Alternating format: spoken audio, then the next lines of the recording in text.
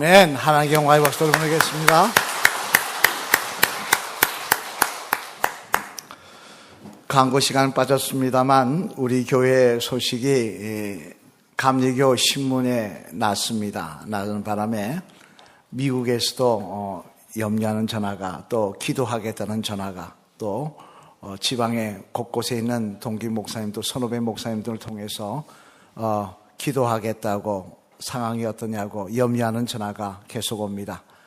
우리만이 아니라 함께 기도하면서 전 세계적으로 기도하고 있으니까 우리가 넉넉히 이길 줄로 믿습니다. 네. 제가 목이 조금 쉬었으니까 이해하시고 말씀을 들으시길 바랍니다. 할렐루야! 오늘은 보라 내 어머니라라는 제목으로 하나님의 말씀을 대언하도록 하겠습니다.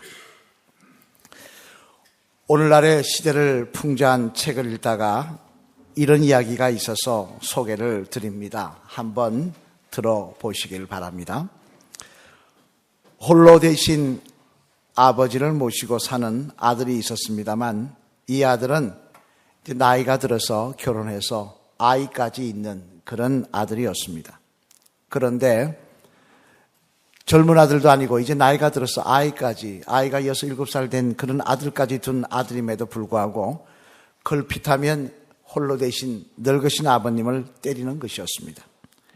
특히 술만 먹으면 늙으신 아버지를 한 번씩 구타하는 것은 일상사가 된 상황이었습니다만, 그런데 그 늙으신 아버지는 그럼에도 불구하고 여전히 손주, 즉 자신을 구타하는 아들에게 극진하게 잘해 주시는 것이었습니다.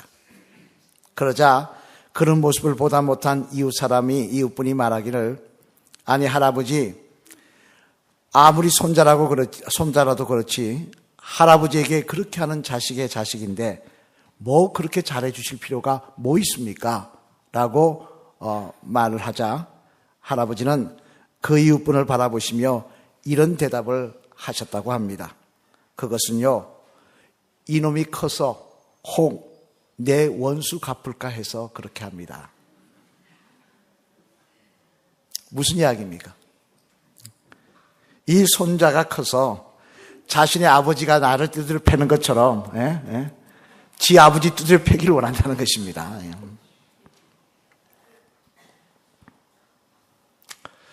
참 서글픈 이야기입니다. 그죠? 어떻게 하다가 세상이 이렇게 되었을까 하는 생각이 드는 이야기입니다만, 사실 오늘날 우리 주변에 보면 세상 일이 바쁘다는 핑계로, 먹고 살기 힘들다는 핑계로, 또 시간이 없다는 핑계로 점점 부모님에게 소홀해진 모습을 보이는 게 사실이라는 것입니다. 그래서 자식의 문제라면 눈에 불을 켜면서도 부모님의 문제라면 슬쩍 귀를 막아버립니다. 심지어는 꼭 앞에서 이야기한 그 불효자식처럼 손찌검을 하지 않는다고 하더라도 부모님 마음에 말로든 또는 행동으로든 가슴에 비수를 꼽는 자녀들이 있는 것이 현실이더라는 것입니다. 그러다 보니 자식들에 대해서 효도를 바라는 것은 고사하고 부모님 댁에 안 찾아오더라도 그냥 말 없이 탈 없이 잘 살아주는 것이 고마운 세상이 되어버린 그런 것이 오늘의 우리의 모습입니다만, 그런데 오늘 본문에 보면 이런 우리들에게 굉장히 도전이 되는 말씀이 기록되어 있는데요. 함께 오늘 본문 26절 말씀 같이 한번 읽어보실까요? 앞을 보시면서 시작. 예수께서 자기의 어머니와 사랑하시는 제자가 곁에 서 있는 것을 보시고 자기 어머니에게 말씀하시되 여자여 보소서 아들이니다 하시고. 아멘. 무슨 말씀입니까? 이 말씀은 예수님께서 십자가에 달려 돌아가시면서 하신 말씀 중에 한마디입니다.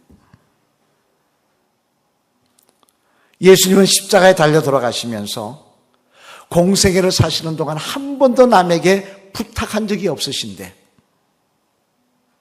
정작 자신은 십자가의 고통에 죽어가시면서도 불구하고 자신을 걱정하기보다는 이제 홀로 되신 어머니를 걱정하고 있더라는 것입니다. 그러면서 제자인 요한에게 이 어머니를 부탁한다라고 말하고 있더라는 것입니다. 그리고 이뿐만이 아닙니다. 어머니 마리아를 부르는 명칭도 특별하였어요. 우리 26절 말씀에 예수님께서 어머니를 마리아를 뭐라고 부르느냐. 우리 다시 한번 읽어보실까요? 시작. 예수께서 자기의 어머니와 사랑하시는 제자가 곁에 서 있는 것을 보시고 자기 어머니께 말씀하시되 여자여 보소서 아들이니다 하시고, 지금 뭐라고 부르고 계십니까? 여자여. 이렇게 부르다 보니까 어떤 분은 이야기합니다. 아니, 예수님이 어머니를 생각한다고 하시면서 어떻게 자기 어머니를 여자여라고 부를 수 있느냐? 이건 잘못된 거다. 표현적인 이야기다라고 이야기합니다만, 이런 우리말로 번역하다 보니까 그런 것이지, 이 말은 여자를 낮추는 말, 그런 뜻이 아닙니다. 왜냐하면 여기에 쓰인 여자여라는 말은 원문에 보면요, 헬라어로 구나이라는 말로 씁니다. 그 말은 왕후나 여왕에게 쓰는 단어입니다. 그래서 로마의 황제 아우구스티스가 애굽의 여왕 클레오파트라를 만났을 때, 애굽의 여왕을 만났으면서 로마의 황제가 그 클레오파트라를 뭐라고 불렀느냐? 구나이, 여자여라고 불렀다는 것입니다. 왕후여. 따라서 지금 십자가상에서 예수님께서 육신의 어머니였던 마리아에게 여자여 부르는 것은 우리가 생각하는 그런 낮춘 말이 아니라 그 당시 할 수 있는 말 중에 가장 높은 말을 사용하여서 어머니에 대한 존경을 표현했다는 것입니다. 이처럼 주님은 비록 자신이 이 땅에 오시기 위해 필요했던 한낱 인간인 마리아였지만, 그러나 어머니로 섬겼기에 마지막까지 효도를 다하는 모습을 보여주셨고, 또한 그런 모습을 저와 여러분들에게도 기대하시며 명령하고 계시더라는 것입니다만, 그러면 여러분, 구체적으로 어떻게 하는 것이 주님이 우리에게 기대하시는 그 효도를 바르게 하는 모습일까요? 어떻게 하는 것이 주님이 우리들에게 기대하시며 기뻐하시는 효도의 모습일까요? 오늘 어버이 주일을 맞아요, 이 말씀을 살펴봄을 통해 저와 여러분들의 모습을 돌아보시고 더욱 주님이 기뻐하시며 축복하실 만한 복된 자녀들 되시기를 주님의 이름으로 축원합니다. 그러면 구체적으로 어떻게 하는 것이 주님이 우리들에게 기대하시고 기뻐하시는 효도의 모습일까? 성경에 나온 말씀을 중심으로 살펴보면요, 먼저 첫째, 우리 한번 같이 읽겠습니다. 시작. 부모님의 말씀에 순종하는 모습을 보이는 것입니다. 뭐 하는 모습을 보이는 거라고요? 순종하는 말씀. 잠언 23장 22절 말씀 한번 같이 읽어보시겠습니다. 앞을 보시면서 시작. 너 낳은 아비에게 청정하고 내 늙은 어미를 경히 여기지 말지니라. 아멘. 무슨 말씀입니까? 너 낳은 아비에게 청정하고, 다시 말해서 부모님의 말씀을 잘 듣고 순종하라, 그런 말씀입니다. 이것이 하나님이 원하시는 효도의 시작이라는 것입니다. 중국 고전 중에 주자학의 인문서라고 불리는 근사록이라는 고전이 있습니다. 이는 송나라 때 승리학의 종합자이자 완성자인 우리가 흔히 주자라고 부르는 주의가 적은 그런 책인데요, 이 책에 보면 효도에 대해서 이렇게 말을 합니다. 순종하는 것이 어버이를 섬기는 효도의 근본이다. 즉 효도 아무리 말을 하고 행동으로 옮긴다 해도 부모님께 순종하지 않으면 그 어떤 효도도 의미가 없다는 것입니다. 순종하지 않으면서 효도한다는 것은 의미가 없다는 것입니다. 그런데 재미난 것은 이는 또한 하나님도 마찬가지로 말씀하시더라는 겁니다. 하나님께서도 부모님에게 공경하라고 하시면서 먼저 순종을 요구하고 계시더라는 거예요. 그래서 부모님에게 순종하지 않는 자녀는 그 모습을 불효로 보시고 절대 축복하지 아니하시겠다고 말씀하고 계시더라는 것입니다. 당장 여러분, 이삭의 아들 에스가 그런 경우 아닙니까? 창세기에 보면요, 에스는 동생 야곱보다 더 남자다웠습니다. 사냥 기술도 뛰어났습니다. 리더십도 있었어요. 따라서 족장이 될 확률이, 그런 기질이 많은 사람이었습니다. 그러다 보니 아버지 이삭도 어머니 치맛자락만 잡고 졸졸다리는 야곱보다 남자답고 기백도 있고 사냥도 잘하고 리더십도 있는 이 에스에게 기대를 걸고 후계자로 삼을 생각을 했던 것입니다. 그러나 결과는 어떻게 되었습니까? 아버지 이삭의 기대와는 다르게 에스는 아버지를 잇는 믿음의 족장이 되지 못하더라는 것입니다. 뿐만 아니라 그 후손인 에돔은 이삭의 야곱의 자녀들은 후손은 이스라엘로 번창하는 것과는 반대로 에돔은 흔적도 없이 역사 속에 사라져버리더라는 것입니다. 왜 이렇게 된 것입니까? 아버지 야곱, 이삭이 나름대로 기대를 걸었던 에스인데 말입니다. 그것은 물론 에스가 하나님을 제대로 믿지 않아서이기도 하지만 또 하나 창세기 26장 34절로 35절의 말씀에 보면 이렇게 말씀하고 있기 때문에 그렇습니다. 우리 한번 같이 읽어보실까요? 창세기 26장 34절로 35절 시작. 에스가 40세에 해쪽 속 부에리의 딸 유닷과 해쪽 속 엘론의 딸 바스맛을 아내로 맞이하였더니 그들이 이삭과 리브가의 마음에 근심이 되었더라. 아멘. 무슨 말씀입니까? 에스는 부모님의 말씀에 불순종하는 자녀였다는 것입니다. 부모님의 마음에 기쁨이 되기보다는 근심이 되는 자녀였다는 것입니다. 그러다 보니 하나님께서는 그런 에스를 특별히 기억하시고 축복하실 이유가 없으셨다는 것입니다.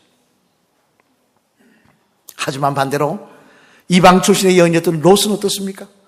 룻은 어떻습니까? 함께 룻기 3장 4절 말씀 앞을 보시면서 같이 읽어보실까요? 앞을 보시면서 시작. 그가 누울 때 너는 그가 눕는 곳을 알았다가 들어가서 그의 발치 이불을 들고 거기 누우라. 그가 내 할 일을 내게 알게 하리라 하니. 아멘. 무슨 말씀입니까?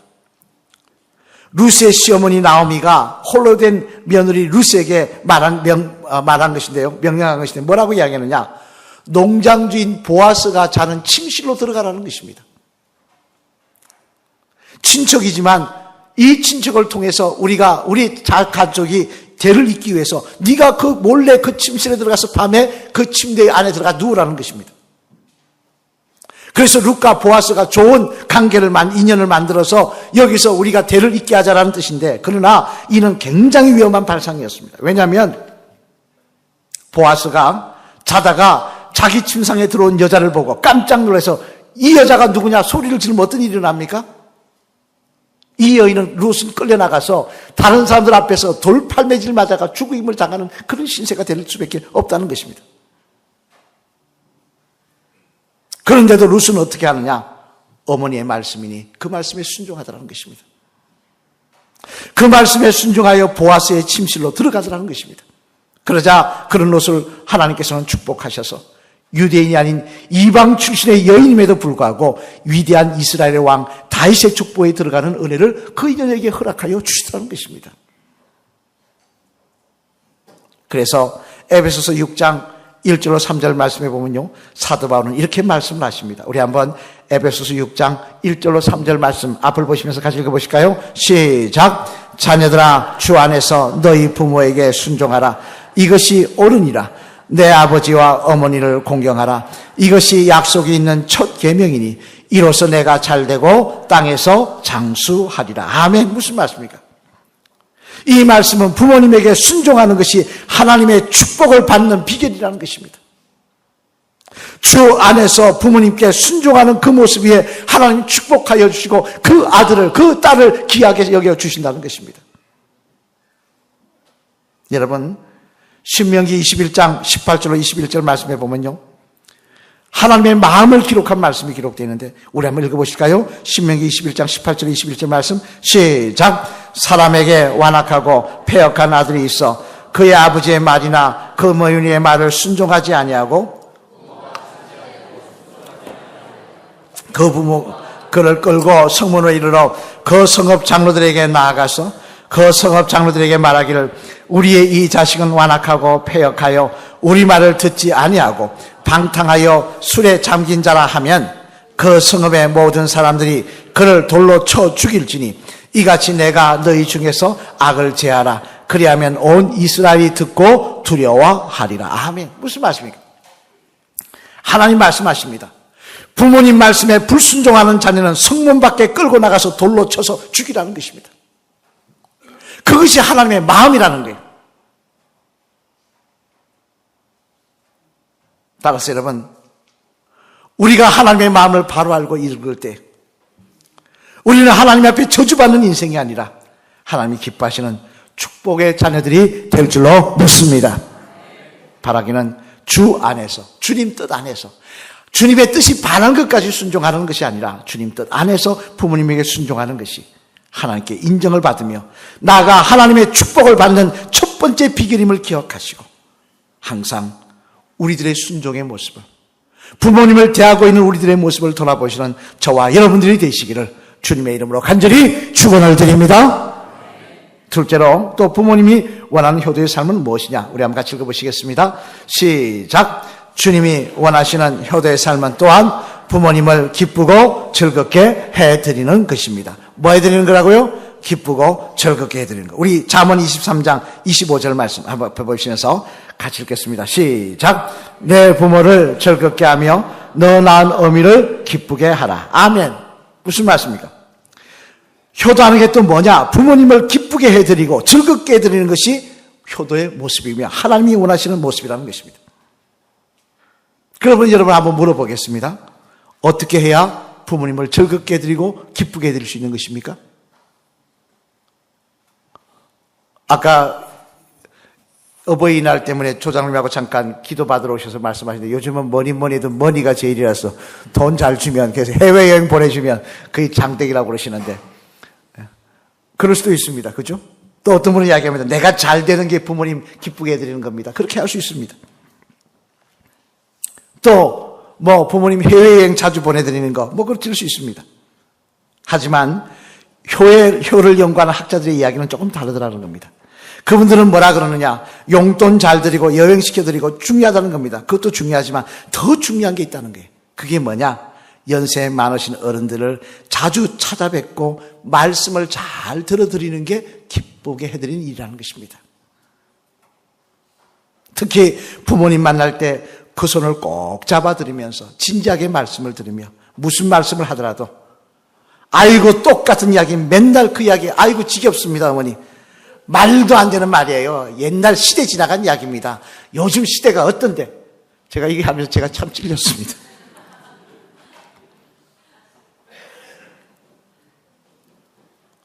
이렇게 하는 것이 아니라 무슨 말씀을 하시든지 아무리 시대가 지난 이야기를 하더라도 말손을 꼭 잡아드리고 참 귀하신 말씀입니다.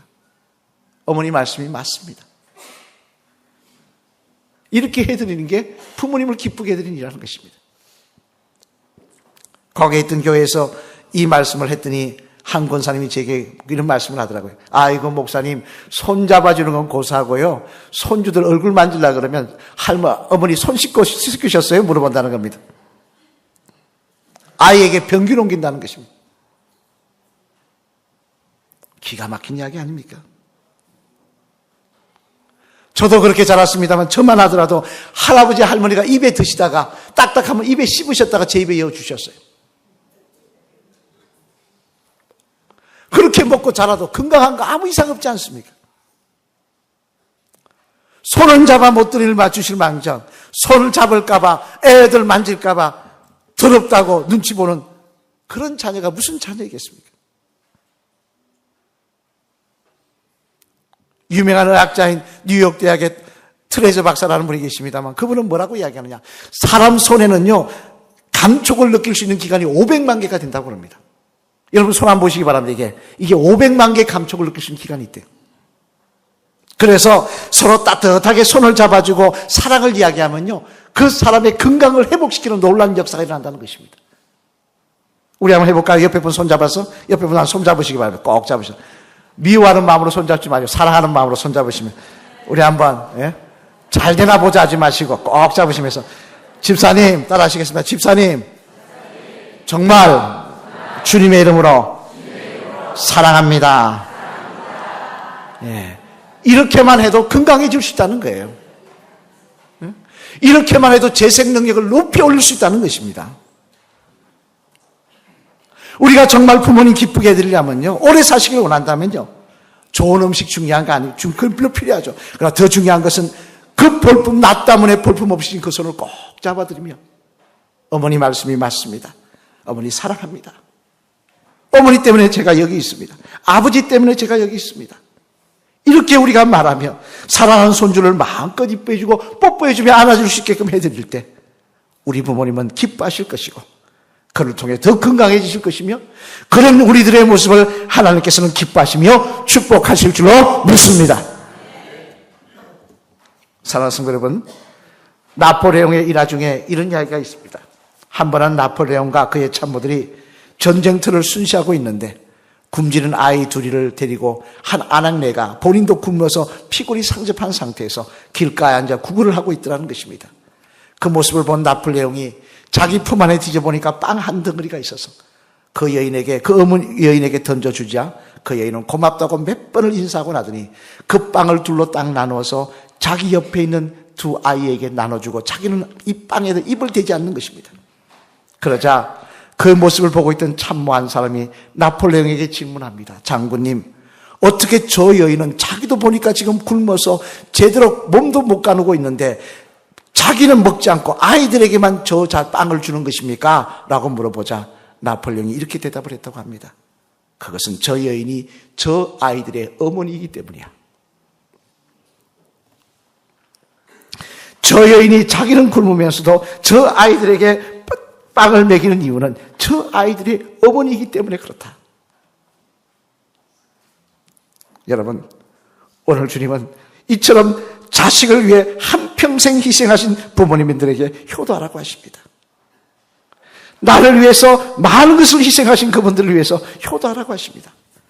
그분들에 대해 주 안에서 순종하며 항상 기쁘고 즐겁게 해드리기 위해서 손을 잡아드리며 사랑한다고 말하며 어머니 말씀이 맞습니다. 아버지 말씀이 맞습니다.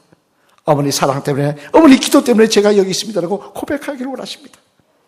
그럴 때 하나님은 우리들을 축복하실 것이고 또한 그 모습을 우리 자녀들을 통하여 나도 거두게 하시는 은혜를 허락하여 주실 줄로 믿습니다. 우리 마지막 시간 한번 따라 하실까요? 집사님, 먼저 부모님께 효도하는 삶을 사시길 바랍니다. 그래야 할 때 집사님의 가정이 잘 되고 땅에서 장수하는 축복을 누리게 하실 줄 믿습니다. 할렐루야. 아멘. 부모님에게 효도하는 자녀가 될 때 하나님은 우리를 축복하실 줄로 믿습니다. 오늘 보면 26절 말씀 다시 한번 앞을 보시면서 읽어보실까요? 앞을 보시면서 시작. 예수께서 자기의 어머니와 사랑하시는 제자가 곁에 서 있는 것을 보시고 자기 어머니께 말씀하시되 여자여 보소서 아들이니라 하시고. 아멘. 예수님께서는 십자가에 달려 돌아가시는 고통 속에서도 육신의 어머니였던 마리아를 생각하고 계시더라는 것입니다. 또 에베소서 6장 1절로 3절 말씀 우리 앞을 보시면서 이 말씀도 한번 같이 읽어보실까요? 시작. 자녀들아 주 안에서 너희 부모에게 순종하라. 이것이 옳으니라. 내 아버지와 어머니를 공경하라. 이것은 약속이 있는 첫 계명이니 이로써 내가 잘되고 땅에서 장수하리라. 아멘. 부모에게 효도하는 자녀를 하나님은 기억하시며 축복하신다는 것입니다. 여러분은 어떤 자녀이십니까? 어떤 자녀로 사셨습니까? 또 어떻게 부모님을 대하고 계십니까? 살아계신다면 기회 놓치지 마시길 바랍니다. 순종하시며 손 꼭 붙잡고 나를 위해서 많은 것을 희생하신 부모님의 마음을 기쁘게 해드리시기를 바랍니다.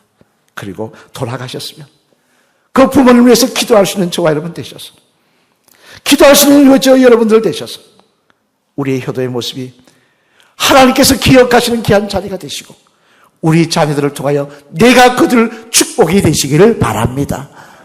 효도하는 자녀는 하나님 기억하십니다. 효도하는 자녀는 하나님 축복하십니다.